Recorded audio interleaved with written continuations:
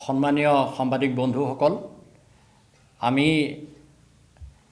অসমৰ শৌৰ্যবীৰ্যৰ প্ৰতীক লাচিত বৰফুকনৰ 402 বছৰীয়া জন্মজয়ন্তী আমি গোলাঘাটত কেন্দ্ৰীয়ভাৱে অনুষ্ঠিত কৰিবলৈ লৈছোঁ।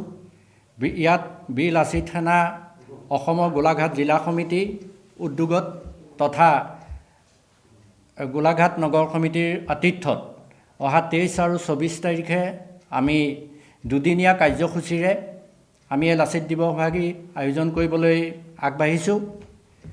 আমি এই লাচিত দিৱসৰ কাৰ্যসূচীৰ ভাগত আমি সদৌ অসমবাসী সদৌ গোলাঘাটবাসীৰ ৰাইজৰ উপস্থিতি সহায় সহযোগ আমি কামনা কৰিছোঁ। আপোনালোকৰ জৰিয়তেই আমি এই দুদিনীয়া কাৰ্যসূচী যি আমি লৈছোঁ, এই দুদিনীয়া কাৰ্যসূচীত আমি বিভিন্ন সাংস্কৃতিক তথা প্ৰতিনিধিমূলক সভাকে আদি কৰি আমি ৰক্তদান শিবিৰো আমি আয়োজন কৰিম। গতিকে সকলো ৰাইজৰ উপস্থিতি আমি একান্তই আমি কামনা কৰিছোঁ। 402 সংখ্যক বীৰ লাচিত সেনাৰ যি জন্ম জয়ন্তী, সেই জন্ম জয়ন্তীলৈ সকলোকে আদৰণি জনাইছোঁ। আপোনালোক সকলোৱে জ্ঞাত যে দুদিনীয়া যি বৰ্ণাঢ্য কাৰ্যসূচীৰে কেন্দ্ৰীয়ভাৱে লাচিত দিৱস বীৰ লাচিত সেনা গোলাঘাট জিলা সমিতিৰ উদ্যোগত গোলাঘাট নগৰ সমিতিৰ আতিথ্যত আৰু জোনাকী নগৰ যুৱ সংঘ আৰু গোলাঘাটবাসী ৰাইজৰ সহযোগত আয়োজনৰ ইতিমধ্যে সিদ্ধান্ত গ্ৰহণ কৰা হৈছে আৰু তাৰ প্ৰস্তুতি ইতিমধ্যে প্ৰায় সম্পূৰ্ণ কৰি তোলা হৈছে। আৰু এটা দিনৰ পিছতেই আমি অসমীয়া জাতিৰ যি শৌৰ্যবীৰ্যৰ প্ৰতীক মহাবীৰ লাচিত বৰফুকন, সেই লাচিত বৰফুকনক আমি শ্ৰদ্ধাৰে সোঁৱৰণ কৰিম আৰু এই কেন্দ্ৰীয় যি দিৱসটিৰ লগত আমি সংগতি ৰাখি কেইবাটাও কাৰ্যসূচী হাতত লৈছোঁ। গতিকে পুৱা 9 বজাত পতাকা উত্তোলনৰ পিছতে আমাৰ শ্বহীদ তপন, বন্তি প্ৰজ্বলন আদি বিভিন্ন কাৰ্যসূচী ইতিমধ্যে হাতত লোৱা হৈছে আৰু বিশেষকৈ যি 12ৰহীয়া সাংস্কৃতিক শোভাযাত্ৰা পুৱা 10 বজাত অনুষ্ঠিত হ'ব। এই 12ৰহীয়া সাংস্কৃতিক শোভাযাত্ৰা উদ্বোধন কৰিব বীৰ লাচিত সেনা অসমৰ মুখ্য প্ৰশাসনীয় সচিব শৃংখল চলিহাদেৱে এই কাৰ্যসূচীত অংশগ্ৰহণ কৰিব আৰু তেখেতৰ অংশগ্ৰহণে হয়তো যি আমাৰ অনুষ্ঠান, সেই অনুষ্ঠানটিৰ এক অনন্য মাত্ৰা প্ৰদান কৰিবলৈ সক্ষম হ'ব। আমাৰ গোলাঘাটৰ উপ পৌৰপতি সীমান্ত বৰা তেখেতে মঞ্চ উদ্বোধন কৰিব।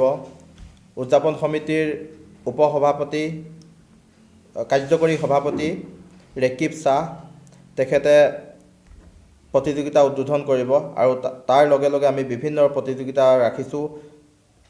বিশেষভাৱে 23 তাৰিখৰ অন্তিম কাৰ্যসূচীয়ে সাংস্কৃতিক সন্ধ্যা আৰু সাংস্কৃতিক সন্ধ্যা আমাৰ গোলাঘাটৰ বিশিষ্ট শিক্ষাবিদ ডক্টৰ পুতুল শইকীয়া ছাৰে এই যে সাংস্কৃতিক সন্ধিয়া অনুষ্ঠানটি তেখেতে উদ্বোধন কৰিব আৰু তাৰ লগে লগে আমাৰ যি প্ৰথম দিনাৰ কাৰ্যসূচী, এই কাৰ্যসূচী অন্ত পৰিব।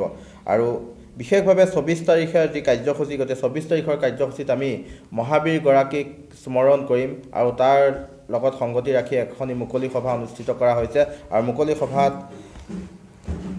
মন্ত্ৰী অতুল বৰাকে ধৰি কেইবাগৰাকীও গণ্যমান্য ব্যক্তিয়ে অংশগ্ৰহণ কৰিব। আমি আশা কৰিছোঁ যদি আমাৰ যি মুকলি সভা অনুষ্ঠিত হ'ব, সেই মুকলি সভাৰ পৰা আমি এক বাৰ্তা প্ৰেৰণ কৰিবলৈ সক্ষম হ'ম। গতিকে নৱপ্ৰজন্মৰ মাজত যাতে মহাবীৰগৰাকীৰ যি সৃষ্টি বা তেখেতৰ যি আদৰ্শ বা তেখেতৰ যি কৰ্মৰাজি, সেই কৰ্মৰাজি যাতে আমি নৱপ্ৰজন্মৰ মাজত আমি উপস্থাপন কৰিবলৈ সক্ষম হ'ম। গতিকে এক বাৰ্তা প্ৰেৰণ কৰিবলৈ যাতে সক্ষম হ'ম, তেনেধৰণৰ চিন্তা চৰ্চা আগত ৰাখি দুদিনীয়া যি বৰ্ণাঢ্য কাৰ্যসূচী, এই বৰ্ণাঢ্য কাৰ্যসূচী আমি মহাবীৰগৰাকীক স্মৰণ কৰাৰ লগতে মহাবীৰগৰাকীৰ আদৰ্শ, মহাবীৰগৰাকীৰ যি কৰ্মৰাজি আমি নতুন প্ৰজন্মৰ মাজত বাট বুলিবলৈ সক্ষম হ'ম বুলি আমি আশা প্ৰকাশ কৰিছোঁ। ধন্যবাদ। বিশেষভাৱে এক কাৰ্যসূচী হাতত লোৱা হৈছে। গতিকে বৃদ্ধাশ্ৰমৰ যিসকল ককা আইতাসকলক আমি এক যথোচিত সন্মান দিয়াৰ এক ক্ষুদ্ৰ প্ৰয়াস কৰিছোঁ আৰু সেই উপলক্ষে গোলাঘাটৰ জ্যেষ্ঠ সাংবাদিক, নিউজ লাইভৰ সাংবাদিক সমীৰণ দিগন্ত বৰাই আঁত ধৰিব অনুষ্ঠানটি আৰু আমি তেখেতসকলক এই মঞ্চতে একগোট কৰি তেওঁলোকৰ যি মনৰ বেদনা বা তেওঁলোকৰ যি মনৰ কথা সেই মনৰ কথা বুজ লোৱাৰো আমি চেষ্টা কৰিম আৰু সমান্তৰালভাৱে তেওঁলোকৰ হাতে হাত ধৰি আমি কেনেধৰণে অনাগত দিনত তেওঁলোকৰ সমভাগী হ'ব পাৰোঁ, সুখ দুখৰ সমভাগী হ'ব পাৰোঁ, সেই বিষয়েও চিন্তা চৰ্চা এই অনুষ্ঠানতে আমি কৰিম বুলি এক সিদ্ধান্ত গ্ৰহণ কৰিছোঁ।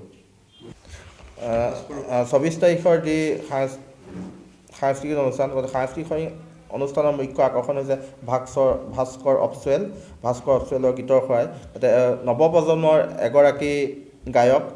এগৰাকী উঠি অহা গায়ক। আমি আশা কৰিছোঁ যে যি ভাস্কৰ অপচুৱেলৰ গীতৰ শৰাই গতিকে গোলাঘাটবাসীক তেওঁ কণ্ঠৰ যাদুৱে মন্ত্ৰমুগ্ধ কৰিবলৈ সক্ষম হ'ব আৰু তেনে উদ্দেশ্য আগত ৰাখিয়েই আৰু যি 24 তাৰিখৰ আমি নিশাটি খুব সুন্দৰকৈ পাৰ কৰাৰ এক পৰিকল্পনা হাতত লৈ গতিকে আমি এক গীতৰ অনুষ্ঠানো ইয়াৰ লগত সম্পৃক্ত কৰিছোঁ। আজি আমি বীৰ লাচিত থানা অসম গোলাঘাট জিলা সমিতি তথা কেন্দ্ৰীয় সমিতিৰ আমাৰ যুটীয়া প্ৰশাসনিক সচিবকে ধৰি এটা সজাতি দল আহি আমি উদযাপন সমিতিৰ ওচৰত উপস্থিত হৈছোঁহি। তেখেতসকলৰ লগত আমি কেনেধৰণে আগবাঢ়িছে কথা বতৰা পাতিলোঁ। পতাৰ লগে লগে আমি গম পালোঁ যে অশেষ গোলাঘাট নগৰ সমিতিক আমি ধন্যবাদ জনাইছোঁ। তেখেতসকলৰ আতিথ্যত যি বীৰ লাচিত থানা অসম গোলাঘাট জিলা সমিতিয়ে আৰু কেন্দ্ৰীয় লাচিত দিৱস 402 বছৰীয়া যি জন্মজয়ন্তী পালন কৰিবলৈ লৈছে, তাক লৈ উদযাপন সমিতি লৈ আমি সুখী। গোলাঘাটবাসী আমি বৰ্তমান সাৰথি বিচাৰিছোঁ, তেখেতসকলৰ আশীৰ্বাদ বিচাৰিছোঁ, দিহা পৰামৰ্শৰ পৰা আদি কৰি তেখেতসকলে আমাক দিয়ক আৰু লগতে বীৰ লাচিত থানা অসমৰ গোলাঘাটবাসীক ধন্যবাদ আৰু কৃতজ্ঞতা জ্ঞাপন কৰিব বিচাৰিছোঁ। তেখেতসকলে ইমানখিনি আমাক সহযোগ কৰিলে, বীৰ লাচিত থানাক লৈ তেখেতসকলে যি আস্থা আৰু বিশ্বাস দেখাইছে সেইখিনি আমি আগন্তুক দিনত কেনেদৰে কাম কৰিম। এই বীৰ লাচিত থানাৰ যি কেন্দ্ৰীয় লাচিত দিৱস আছে, লাচিত দিৱসতে আমি আমাৰ প্ৰতিনিধি সভা হ'ব। প্ৰতিনিধি সভাত আমি আলোচনা কৰিম কেনেধৰণে আমি জনসমাজৰ মাজত আমি আগবাঢ়ি যাব পাৰোঁ, কেনেধৰণে সামাজিক ব্যৱস্থাৰ এটা ৰূপৰেখা অংকন কৰিব পাৰোঁ, এটা সুস্থিৰ জাতীয়তাবাদ কেনেদৰে আমি ধৰি ৰাখিব পাৰোঁ, তাৰ ওপৰত যথেষ্টখিনি আলোচনা আছে। লগতে আমাৰ মুকলি সভা আছে। মুকলি সভাত অসমৰ বিভিন্ন সমাজৰ ব্যক্তিসকল, সামাজিকভাৱে জড়িত, সাহিত্য সভাই হওক, প্ৰত্যেকটো বিষয়ৰ লগত জড়িত ব্যক্তিসকল ইয়াত আহি উপস্থিত হ'বহি। প্ৰায় 2000 মানুহ, 2000 ছাত্ৰ ছাত্ৰীৰ সহ আমি এটা শোভাযাত্ৰা ঠিক কৰিছোঁ বীৰ লাচিত থানা অসম গোলাঘাট জিলা সমিতিয়ে।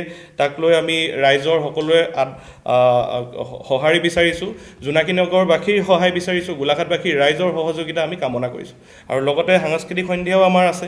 সাংস্কৃতিক সন্ধিয়া আমাৰ দুদিনীয়াকৈ কাৰ্যসূচী লোৱা হৈছে। প্ৰথম দিনা সাংস্কৃতিক সন্ধিয়াৰ মুখ্য আকৰ্ষণ হৈ গ'ল ডেজি কৃষ্ণা, তেখেত আমাৰ গোলাঘাটৰে, আৰু দ্বিতীয় দিনা হৈ গ'ল ভাস্কৰ অপচুৱেল। সকলো গোলাঘাটবাসীৰ ৰাইজৰ উপস্থিতি আমি একান্তই কামনা কৰিলোঁ।